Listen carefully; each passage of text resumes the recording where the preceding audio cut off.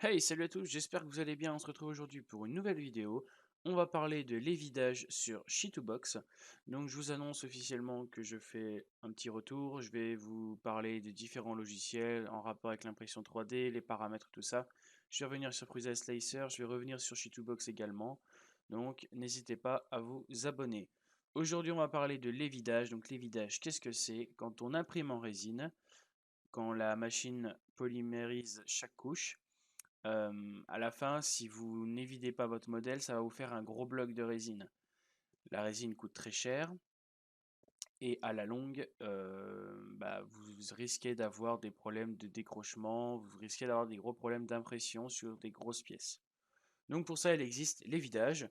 Vous allez sur Shittobox, donc on a une fonction qui est au-dessus, voilà, évider. Moi, en épaisseur de paroi, je suis entre 2,50 et à peu près 3, grosso modo, pas plus.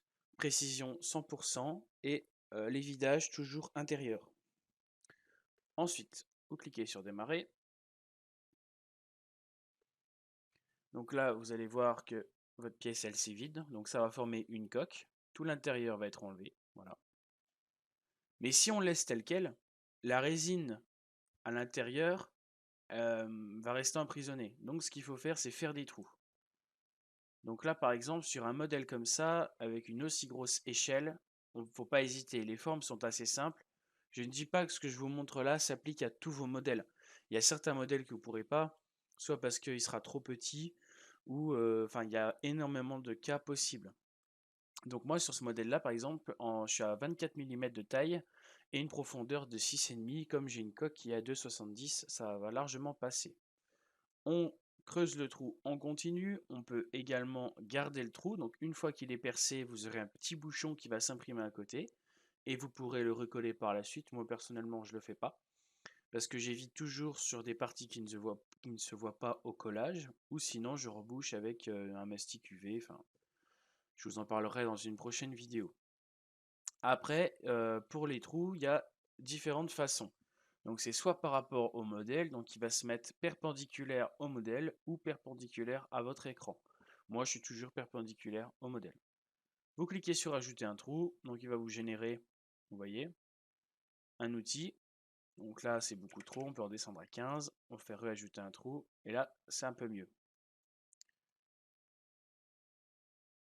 Hop, vous cliquez sur l'endroit où vous voulez enlever. Donc si ça vous fait ça, c'est parce que vous n'êtes pas sur la bonne plage de couche. Donc on peut redescendre encore un peu. Faut pas hésiter à voilà, à bouger pas mal, à retester. Parce que des fois, si vous avez des inscriptions, si vous avez un petit détail qui ressort par rapport au modèle, le vidage ne marchera pas. Enfin, les trous ne marcheront pas. Donc là, je vais tout simplement venir en mettre un peu partout. Donc faut pas hésiter, hein. On n'oublie pas que quand on lave une pièce en résine, c'est très important de laver l'intérieur et de polymériser l'intérieur. Sinon, vous allez avoir des gros problèmes avec des trous. Comment? La figurine va tout simplement se fendre. Donc la résine, elle va travailler, elle va produire un gaz. Et une fois que ce gaz va se faire, ça va tout simplement éclater votre pièce. Donc je peux en faire également en bas. Voilà. L'important, c'est que la résine et l'air circulent bien lors de votre impression. Si l'air est bloqué, ça va vous faire un phénomène de succion et votre pièce va rester collée au fond de votre bac. Donc ça ira pas. Voilà. J'hésite pas à en faire partout. Vous voyez là, je suis en bas, je peux voir le dessus. La résine va bien s'écouler et surtout quand je vais faire mon lavage de résine, tout va bien se passer et j'aurai pas de problème par la suite. Donc là, voilà, vous n'hésitez pas, vous en mettez un petit peu partout. Si vous voyez que ça marche pas, euh, vous cliquez un petit peu partout, ça finira par passer forcément. Voilà. Il y a aussi une autre astuce que je peux vous montrer. Vous passez par le dessous de votre modèle, vous rentrez dedans et ça vous permet de choisir les zones. Voilà. Hop. Donc voilà, petit tuto très rapide, simplement pour vous montrer les vidages, c'est très important quand vous imprimez en résine. Moi honnêtement, je le fais tout le temps maintenant, hein, je fais plus de pièces à 100%.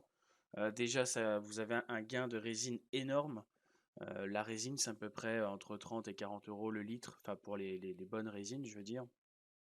Donc ça représente quand même une belle économie. Ça représente des risques d'impression foirés en moins. Voilà, donc vous aurez plus de problème d'impression par la suite.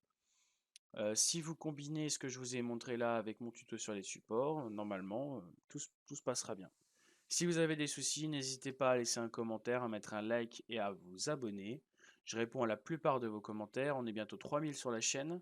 Ça fait beaucoup de temps que j'ai pas fait de vidéo, je le sais bien.